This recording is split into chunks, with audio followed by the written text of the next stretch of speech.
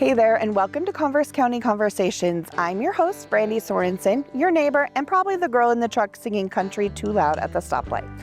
I want to tell you why this podcast exists and why I hope you stick around. I grew up in Utah in a family where storytelling wasn't just something we did. It's a way of life. My dad had a gift. He was a cowboy poet and a world-class storyteller, and he saw everything as part of a bigger story.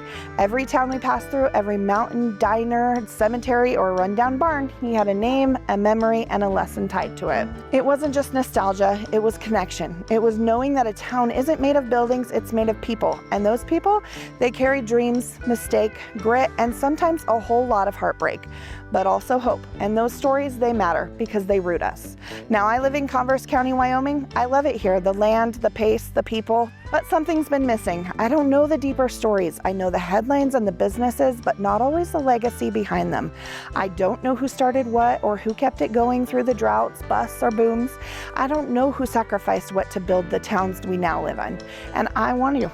So this podcast, it's me learning. It's me chasing those stories down, asking the questions my dad used to ask. It's me sitting down with longtime locals, business owners, ranchers, veterans, school teachers, and maybe even a guy who sells your coffee to find out what they've seen, what they've built, and what they love or lost right here in Converse County.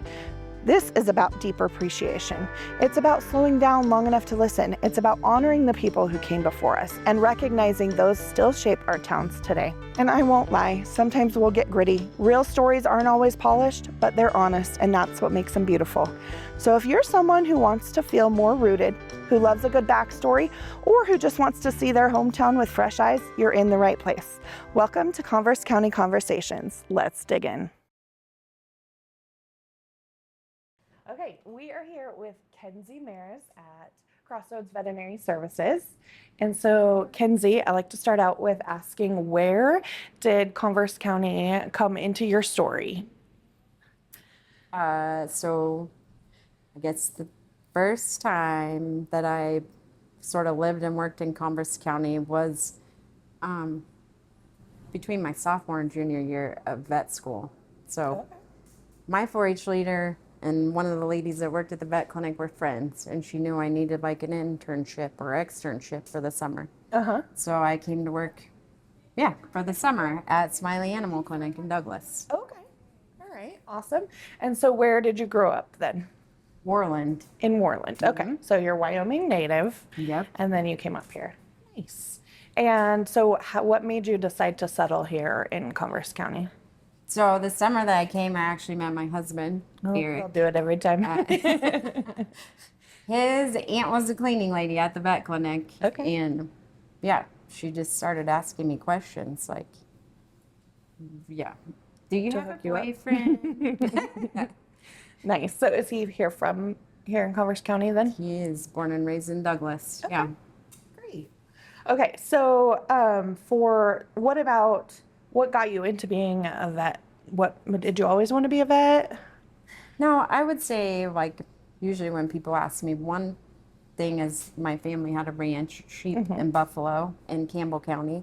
Okay. And so like I love the sheep work, and then when we'd harvest the buffalo, we actually would gut them in the field. Oh, okay. And I thought the gut piles were the coolest, Fascinating. prettiest things I'd ever seen from a young age. And so that kind of started it. But then I did work for a veterinarian, my mentor, all through high school, Steve Tharp in Moreland. Okay. And then he kind of tried to shy me away from it because he told me it was going to be a hard road to hoe, and I just was too stubborn.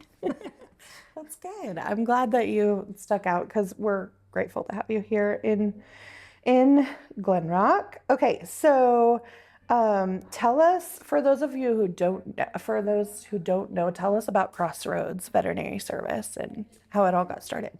So I had ended another job, and I actually really didn't know what was going to happen next. I baked cookies actually. Yeah.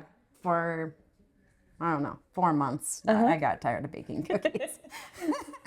And I had heard that this clinic was for sale. Dr. Joe Dona started it in 1981, I think. Oh, okay. I heard he was kind of retiring. And I, as a joke, sent a classmate of mine an email and said, hey, let's buy this practice, because she had just ended another job herself. So we were both kind of looking, and she took my joke pretty seriously.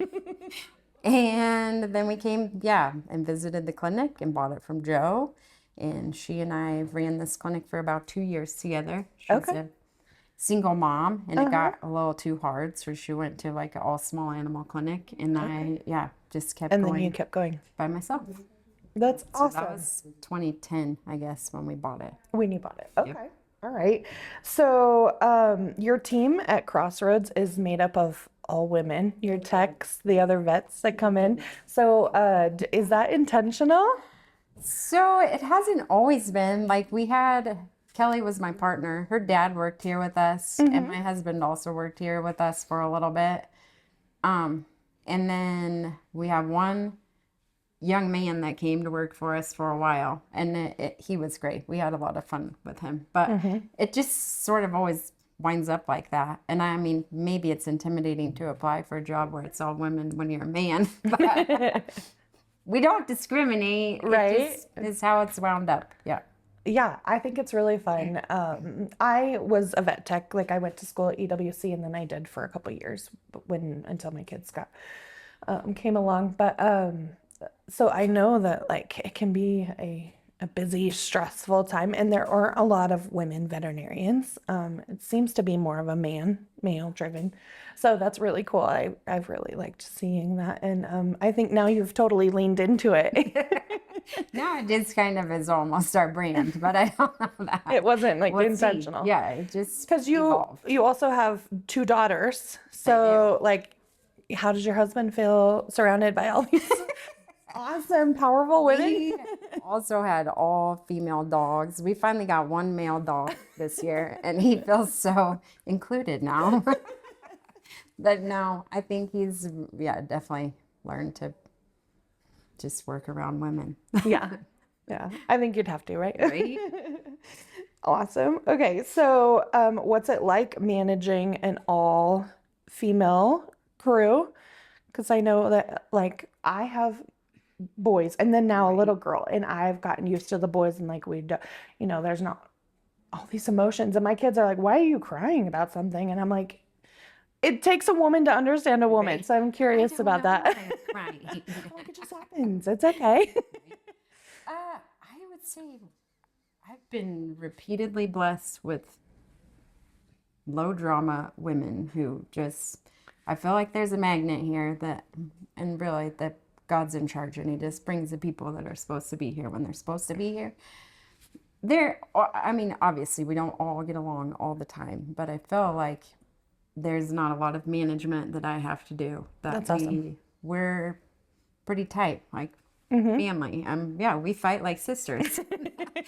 But, with the thought that nobody's planning to leave, then you can fight like that, because you got to get along the next day. Because then you're going to get over it, and you still love and have the same goals. Right. That's awesome.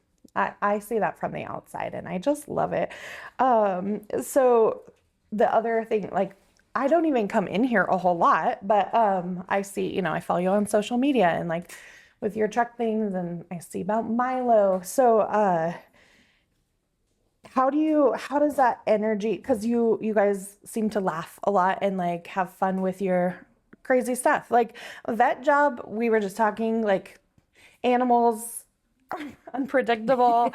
Right. Vet jobs are unpredictable. Sometimes you get sprayed in the face with anal glands, like, whatever, and you just kind of have to roll with it. So how does, like, humor play into, have you always just kind of laughed things off, or how did that come into it? Yeah, I don't know. Like, that, some may have come from my mentor. He was always like there, but sort of out here. And I love that about him. I love, like, thinking outside the box, or I don't know. And if you don't laugh, you would cry. So you just kind of have to keep it light. And I'm not a real serious, I'm a driven person, but I'm not like like, I don't know, even when I'm setting up surgery, the girls are like, we could set whatever pair of gloves in front of you and you'll use them. Like, most doctors are like, that's not my size. And you're like, You don't We'll even make it work. notice till midway through your spay, and you're like, oh, these are really long. I'm like, I'm just easygoing. And so I think it rolls downhill, you know? Yeah. I don't know. And I think that would probably attract to that kind of person, because if they couldn't handle that, they probably wouldn't last very long. Right. Yeah. If you're too serious, you'd probably run away from here. I love it. Okay, so you also volunteer in, like you said that you had done 4-H as a kid, and you also volunteer for 4-H and the FFA kids and help them with their animals as well as the fair. So has that always been a big part of you? You said you had a ranch, so I'm assuming it was kind of just Yeah, I think that is one of the leading things into my veterinary career. I had show sheep separate from our ranch sheep, and I bred my females, and we had lambing problems, and then lambs break legs, and so that's how I ended up at the vet clinic, meeting the guy that was my mentor, kind of. And I did a lot of 4-H leadership, so 4-H is really dear to my heart. I did all of the national trips you could do. I went to Florida, I went to Washington, D.C., and I was part of the state 4-H leadership team, which now has kind of dwindled, but at the time it was a big deal, kind of like being a state FFA officer. And so, I have a lot of passion for 4-H for sure. It molded who I am. And it was important for me, for my kids to do the same. And so then you just kind of, end up snowballing into getting involved, I guess. Yeah. I think, showing animals or being involved in 4-H or FFA, it raises better kids. They learn so much more than just how to show an animal. So I think it's good for everybody. So how do you balance being a boss and a mom and being involved in the community? Not very well sometimes. I thought you had all the answers. Go ask the girls in the office. Sometimes I'm a hot mess. I would say I've gotten more careful about it because it will stretch you too tight. So you have to kind of pare it down to what's really the most important to you, and how the needs of your family and your community and your employees. But I don't know. As long as you have a good team to help you and your family's on board, then everybody's doing it, and it's not just you. It's still making memories and spending quality time. You're just working, Yeah. I don't know. My kids have been on a lot of vet calls, and my team has put on the 4-H market sale. Crossroads spends a lot of time on the 4-H market sale. So I think that's the key, really, is you just got to have a good group of people behind you, and you can kind of make all of that work most of the time. That makes sense. So how do your kids feel about being a vet? Like, I have an uncle who is a vet, and he started a practice, and being a vet is not, like your mentor said, sometimes it can be like one of the most stressful. It has high suicide rates. Like, there are some really stressful things. He built a business up from the ground. And his kids are like, never, because he had to live he was the only one for a while, Right. And so how do your kids feel about him? So from when the girls were little, I really did tell them, I'm like, absolutely not. You cannot be a veterinarian. It's too hard, like, to balance especially when the girls were little, like, you're packing them up at 2:00 in the morning in their car seats to go do a C-section. That stinks. Like, nobody wants to do that. And so I really did tell them, absolutely not. Like, and then now Josie's a sophomore at Casper College, and I can just see, she used to do surgery on her teddy bear in the surgery room, and it's in her, like I could just see she has the gift, and if she wanted to do it, and I'm building this practice. And so I keep sending her Snapchats like, so how are you feeling about vet school? Yeah. She said, I don't know, last time. So we'll see. The other one, Carly, is the little one, and she definitely is anti being a veterinarian. Not that she doesn't support it. Like, she'll come and hold the dog, but it's not her favorite It's not thing. what I think that makes sense. Everybody has kind of their path. Right? So that's fun. All right. So what's one thing that you hope women watching your journey and you building this business and being a mom and in a small town, what's one thing you hope that women could take away from how you've built your business and in this small town and in the community? Oh gosh, that's a hard question. I would say, like we talked about earlier, like always have some humor. Um, I think one of the things that I really strive to do is like, I always call it my front yard and my backyard look the same. So like I'm not hiding a lot of anything. Like I'm upfront honest with people, and I think that helps a lot. And just having like real conversations, like face to face with, when there is an issue. I think that's, yeah, maybe the most important thing is staying connected with other people. That makes sense. I love that.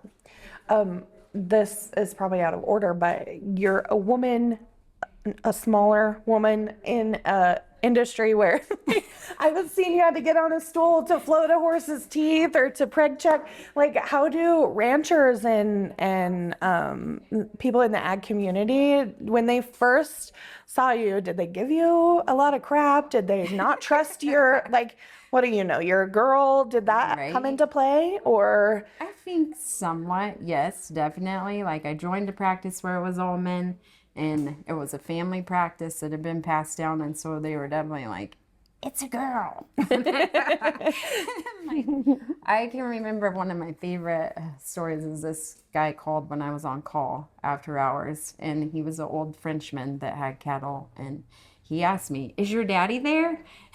And I was like, no, this is the doctor. I'm sorry. He thought I was one of the smiley girls, I'm sure. But I still laugh about it. But I think over time, and because those men really did mentor me, like I wouldn't take back my time at Smiley Animal Clinic. They taught me a lot of like what I would call old school, but it's real and it works, and it still works today, even with, mixing it with modern medicine. I learned so many tricks and tips from them that have made me just more efficient and a better doctor, really, because you didn't have all the bells and whistles. So you use your hands and your eyes and your, Right. I think it made me better at physical exams and just like looking at things and knowing what they are without using all the new things Technology. we have now. Yeah. And I bet it probably helped having that support of people who had been in the community and who had the community's trust. Gave me a foot in the door because they're like, oh. If you would have just came in and started by yourself, it might have been It would have been a lot different, I think. And my husband was a local, so I kind of, You had some squeezed in there. I was blessed, for sure. That makes sense. Okay, so what does living and working in Converse County mean to you? I mean, I'm not going anywhere.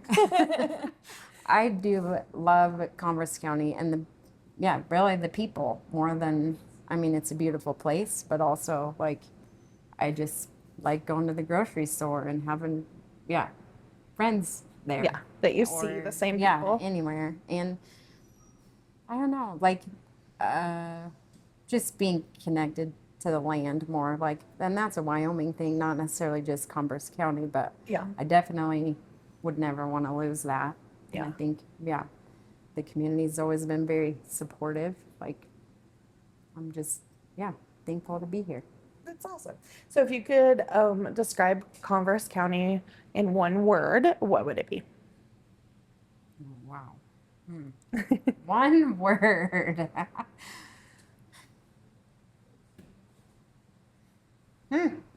I don't know, Brandi. That's tough. I almost want to say some word like tough or like that we're strong, but also like, I don't know. Because, you don't live through the Wyoming wind all winter. True. Yeah, but you get the spring as a bonus or... Yep. And this fall has been beautiful. Yeah. I don't know. I'll get back to you. All right. Sounds good. And then last question I always like to ask people is, what advice do you have for the next generation of Converse County, whether that be kids growing up or people moving in here?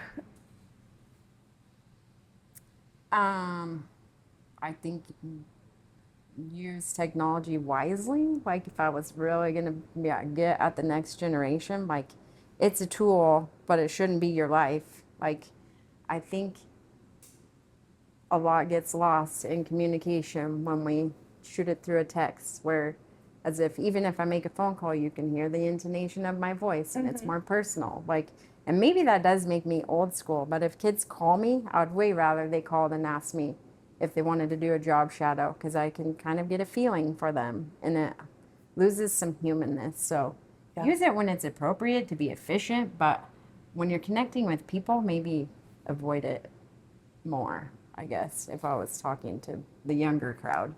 That makes sense. And other than that, I would say, like, stand up for what you believe in, go vote, make sure that you're doing your civic duty to protect what we all love and live in, and that we're not just riding along and not paying attention, and then all of a sudden we're in a place we don't want to be because you didn't pay attention. Mm-hmm. That makes sense. I love it. Thank you so much for your time and for all your answers. Thank you. Okay.